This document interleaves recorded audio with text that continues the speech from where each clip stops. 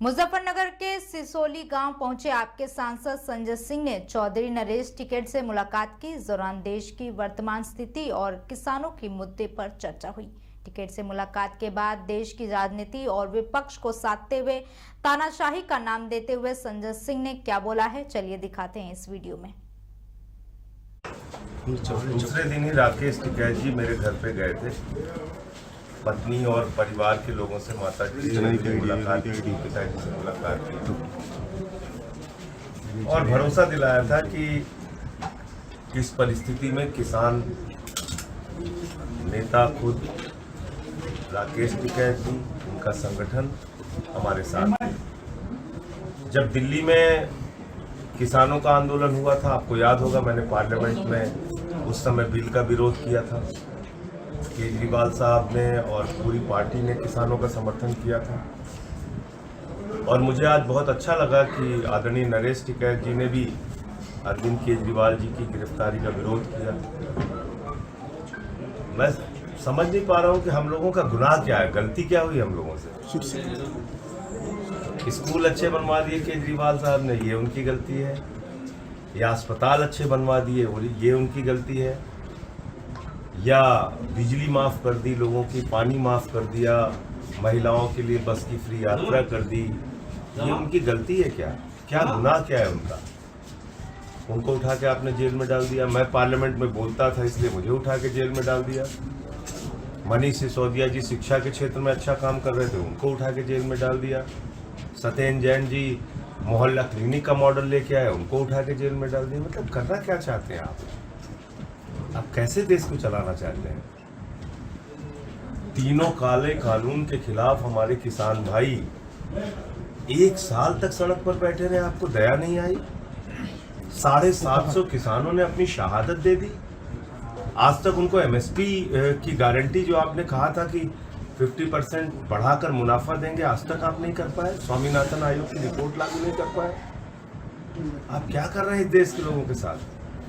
अभी आपने गोलियां चलवाई हरियाणा पंजाब बॉर्डर पे, वहां एक किसान शहीद हो गया।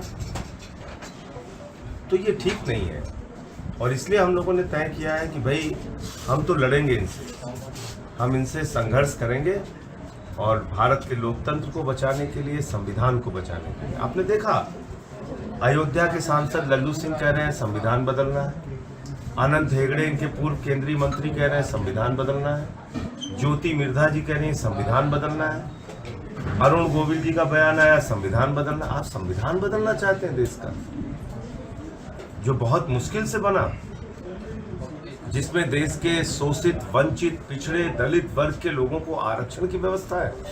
आप चुनाव ही खत्म कर देंगे इस देश में। तो इसलिए ये चुनाव बहुत महत्वपूर्ण है 2024 का। भारतीय जनता पार्टी देश का संविधान बदल देगी, जो कि खुद उनके नेता कह रहे हैं, और भारतीय जनता पार्टी देश में आरक्षण खत्म कर देगी और चुनाव खत्म कर देगी। तो अगर संविधान बदल दिया जाएगा, चुनाव खत्म हो जाएगा, आरक्षण खत्म हो जाएगा, तो लोगों के अधिकार खत्म हो जाएंगे। फिर चाहे जितनी महंगाई बढ़ाए हम कुछ बोल नहीं सकते, चाहे जितनी बेरोजगारी बढ़ाए हम कुछ नहीं बोल सकते, क्योंकि हमारे पास वोट की ताकत तो रहेगी नहीं जो हमारे संविधान ने हमको दी है। तो इसलिए ये बहुत महत्वपूर्ण है और हम सबको इस बारे में सोचना है। आज अलग अलग वर्ग को अपमानित करते हैं आप। इनके एक नेता हैं, वो क्षत्रिय समाज के लोगों के बारे में टिप्पणी कर रहे हैं, उनकी बहू बेटियों के बारे में टिप्पणी कर रहे हैं। ये क्या है? आप बहू बेटियों के बारे में टिप्पणी कर रहे हैं क्षत्रिय समाज के? इतना आपका अहंकार और इतनी तानाशाही आपके दिमाग पे सवार हो गई है। तो मैं, जो केंद्रीय मंत्री रूपाला जी ने जो बयान दिया है क्षत्रिय समाज को लेकर और उनके बहू बेटियों को लेकर, मैं सावधान करना चाहता हूँ पूरी की पूरी भारतीय जनता पार्टी को। इस प्रकार की भाषा कतई बर्दाश्त नहीं की जाएगी और सूद समेत इसका जवाब दिया जाएगा। ये काम मत कीजिए, आप समाज को अपमानित करने का काम मत कीजिए। तो मुझे इतनी बात कहनी थी और आज मैं आया हूँ सिसोली और अभी महात्मा टिकैत जी को अपनी श्रद्धांजलि भी अर्पित करूँगा, मुलाकात। सांसद जी, आप जेल में गए थे मुख्यमंत्री से मिलने, आपको मिलने नहीं दिया। हाँ, ये भी एक तानाशाही है। आज आप सोचिए कि बड़े बड़े खूंखार अपराधियों को भी सामान्य कैदी की जो सुविधाएं हैं वो मिलती हैं। दिल्ली के 3 बार के निर्वाचित मुख्यमंत्री को उनकी पत्नी से शीशे के आर पार बातचीत करने की इजाजत है, सामने बैठ के मुलाकात नहीं कर सकते। पंजाब के मुख्यमंत्री आज गए, उनको भी शीशे के आर पार देखने की इजाजत थी, सामने बैठ के मुलाकात की इजाजत नहीं थी।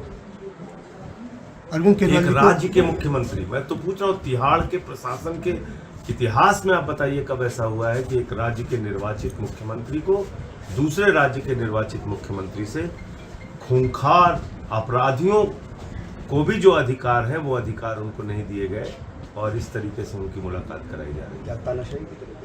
तानाशाही है देश में, और किसको आप तानाशाही कहेंगे? एक आदिवासी समाज के बड़े नेता और झारखंड के मुख्यमंत्री को पकड़ के आप जेल में डाल देते हैं।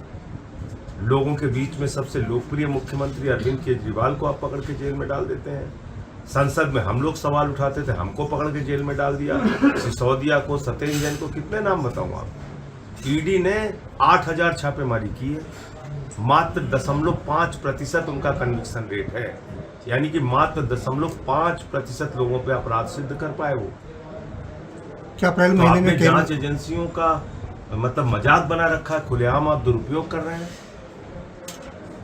जांच एजेंसियां ऐसे बन गई हैं कि जैसे किसी के खिलाफ भी मुकदमे लिखो, उसको जेल में डालो, उनकी पार्टी तोड़ो, यही कर रहे हैं। अरविंद केजरीवाल जी को राहत मिलने की उम्मीद है कोई इस महीने? अरविंद देखिए, केजरीवाल माननीय सर्वोच्च न्यायालय में अब मामला है, मुझे पूरी उम्मीद है कि उनको न्याय वहां से मिलेगा और उनके खिलाफ कोई सबूत नहीं है। 12 बयान एक आदमी का लिया गया, 10 बयान में उसने केजरीवाल का नाम नहीं लिया, अंतिम 2 बयान में लिया शरद रेड्डी ने और उसको जमानत मिल गई।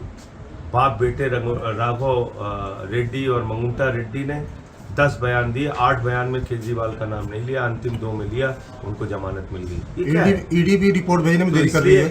इसलिए जो शरद रेड्डी है उसने तो 60 करोड़ रुपए दिया रिश्वत बीजेपी को। जो शराब के घोटाले का किंगपिन जिसको ईडी ने कहा, उसने 60 करोड़ रुपए बीजेपी को रिश्वत दी है, साफ तौर पे दिख रहा है। तो इसको क्या कहेंगे आप? इस माहौल में भी दावा है 400 पार का। देखिए, वो तो 600 पार भी कह सकते हैं। अखंड भारत से उनकी सीटें आ सकती हैं, कुछ पाकिस्तान से, कुछ बांग्लादेश से, कुछ श्रीलंका से, कुछ अफगानिस्तान से, कहीं से भी सीटें। तो अगर 400 पार है तो ये क्यों कर रहे हैं? आप इतने दिन से पत्रकारिता कर रहे हैं, बहुत सारे नेताओं को आपने देखा होगा, जो चुनाव जीत रहा होता है वो झगड़ा करता है।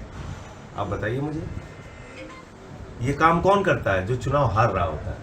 चुनाव जीतने वाला नेता कभी भी फर्जी गिरफ्तारियां नहीं करता, बेबुनियाद आरोप लगा के अपने विपक्षियों को खत्म नहीं करता, अपनी सबसे बड़ी अपोजिशन पार्टी को उसका खाता सीज नहीं करता कांग्रेस पार्टी को।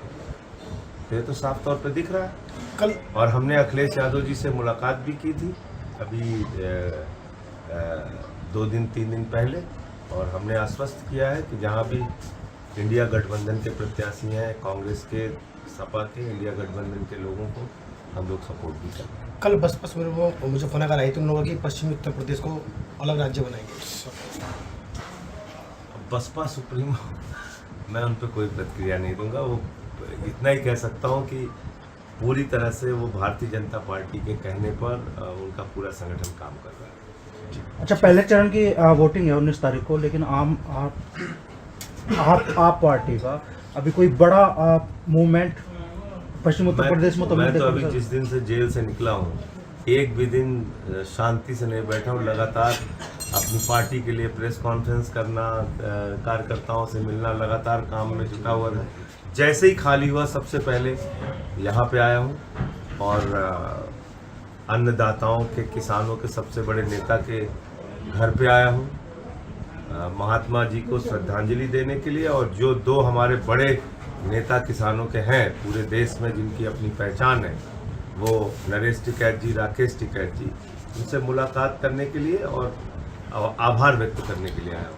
किसी नेता, क्योंकि सबको इस समय अपने मुद्दों के बारे में सोचना पड़ेगा, चाहे वो किसान हो, चाहे वो नौजवान हो, महंगाई का सवाल, बेरोजगारी का सवाल, किसानी का सवाल, सब लोग सोच के वोट दें लोकतंत्र में।